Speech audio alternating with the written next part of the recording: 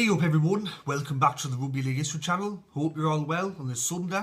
Tonight I'm going to be reviewing the game that's just finished between Parramatta and St George there at Bankwest Stadium. It was a round 5 game, home game for Parramatta, undefeated to start the year. St George also playing well, so going into this match, the first couple of minutes you could tell straight off the bat that St George were ready to play. They were running straight, they were running direct, and for us, we kind of just looked a bit flat going into those first couple of minutes.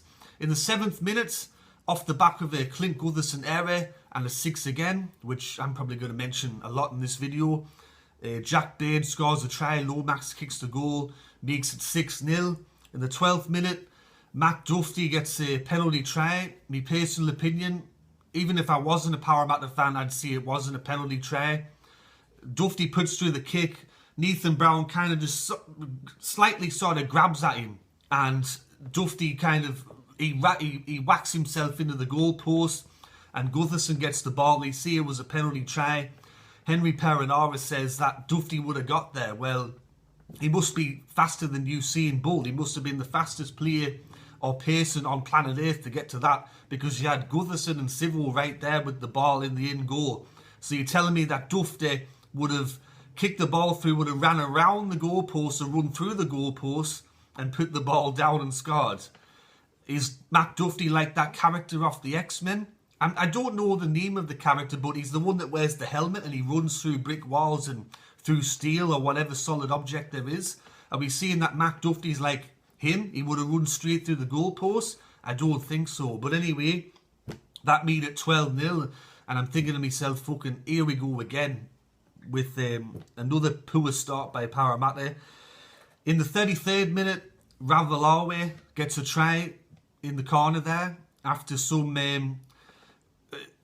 errors from Parramatta. There was actually a play where Cody Ramsey, he knocked the ball on after Opacek tried to, I think it was Nakora tried to pass the ball, and they said that it was a Parramatta knock on. Gutherson didn't challenge that, and then Cartwright, he runs the ball up, he knocks it on. They decide to challenge that, but then straight after that, they don't challenge Adam Clune knocking the ball forward into Opacek there, and as a result, St George got 3 sets of 6 near the Parramatta goal line. As a result, Ravalawa scores that try. So very strange captain decision by Clint Gutherson not to challenge the Adam Clune knock on, but he was adamant that Bryce Cartwright didn't knock the ball on when he did.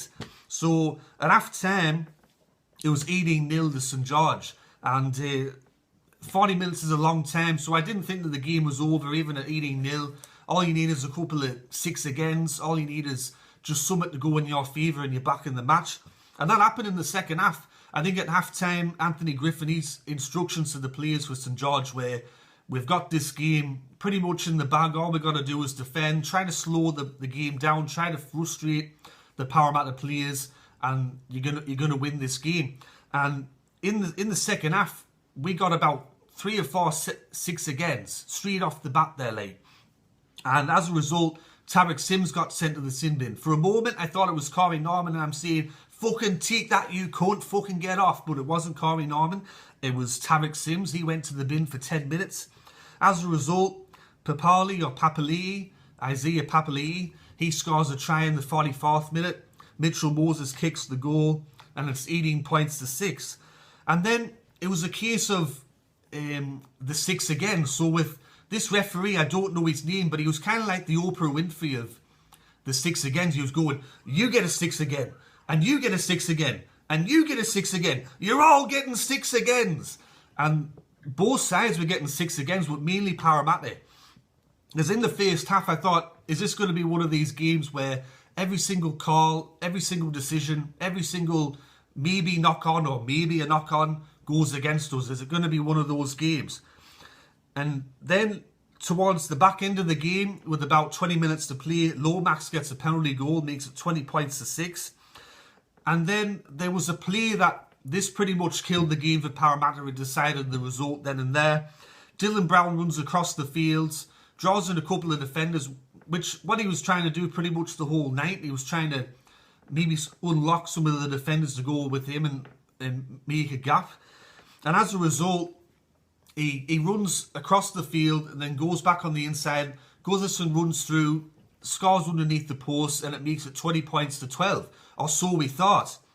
St George, they challenged the decision of no try, or the referee did, and went up to the bunker, and it was ruled that Tyrell Fui-Mayono, because when Paulo run through the line, he kind of nudged Fui-Mayono when he fell over. And as a result, Henry Parramatta, the video referee, he rules that Fui-Mayono was impeded from making a tackle to Clint Gutherson. How the fuck was he ever going to get to Clint Gutherson? There was no... If you go back and watch it, there was no chance he was ever going to get to Clint Gutherson. It was a stonewall try. It was ruled no try. Henry Parramatta was the video referee. We all know the history between Parramatta and Henry Parramatta. If you want to know more, ask me in the comment section below and I'll give you the full story. But as a result, the decision was reversed. It remained 20 points to 6. That was with about 15 minutes to go. That pretty much killed the game for Parramatta. If I wasn't doing a review on this game, I would have switched off the television then and there. Like that pretty much killed the game for Parramatta. In the 71st minute, Matt Duffy scores a try, and that's converted, makes it 26 points to 12. There was a bit of a contentious decision on the pass from Clune to Duffy. For me, it kind of looked flat. It looked a bit line ball, but they decided that wasn't a forward pass. And the full-time score was 26 points to 12. Parramatta lose their first game of the year. I think we just lacked composure tonight. When we did get the ball down there into the field, there was a few opportunities where we'd get a 6 again. We'd get something in our favour for once, and we'd fuck it up. First off, I think it was the last tackle, we got a 6 again. And instead of maybe just trying to work our way back into the game, Lane goes for a strange grubber kick that goes over the dead ball line, 7 tackle set to St George. There was also, we were on the front foot, we got another 6 again. Bryce Cartwright on the 3rd tackle runs across the field and puts through a strange grubber kick, which is easily contained. And off another 6 again, it was only the 3rd tackle. Moses goes for this big Hail Mary pass out to Micah Sivo, and that ball goes over Sivo's head into the touchline. And in the first half, there was a couple of other times where we had St George kind of a bit worried on the edge of the fence, and we'd either go the wrong way or we'd do the wrong thing. It was Bryce Cartwright's debut match. How did I think that Bryce Cartwright went? I'd probably give him about a 5 out of 10. I think he was trying too hard. He lost the ball once or twice. He put through a strange grubber kick when we were in good field position. I thought that when he just run the ball straight and hard, he was good. But when he tried to be like a Harlem Globetrotter, I think he wasn't good. Because that's what Dylan Brown and Mitchell Moses are there to do. That's not Cartwright's job. The best players for Parramatta, I thought, tonight were Isaiah Papali'i. He was our best player. I thought Clint Gutherson, once again, tried hard. Reid Marnie was good. I thought Junior Paulo and Rayton Campbell-Gillard were very quiet. Nathan Brown was good in periods. Blake Ferguson had another really poor game. Made some really bizarre decisions, especially one where he was tackled in the field of play and then he deliberately put his arm out of the touchline, and then the referee said you're out, and then he was trying to milk a penalty against Jack Baird. I don't know what he was doing there. Micah Sivo was very quiet. Tom Opacek was very quiet. I thought Dylan Brown was good in patches, but a disappointing result. It was just one of those games where everything goes against you. All the 50-50s go against you. Not really much goes in your favour, and there's nothing you can do about that. Every team goes through this. Every team gets no try decisions. I just hope that this type of no try that we got against us tonight doesn't happen to a team in the finals of the grand final. I really hope it doesn't, because that was a stonewall try and it killed any chance of Parramatta possibly getting back into the game. What else can I say?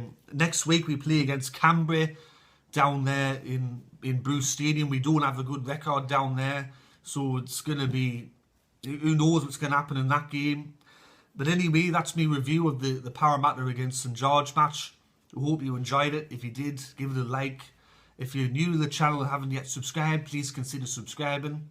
Anyways, this is Rugby League History signing off, and I'll catch us all later in the next video. Alright, tatty bye now.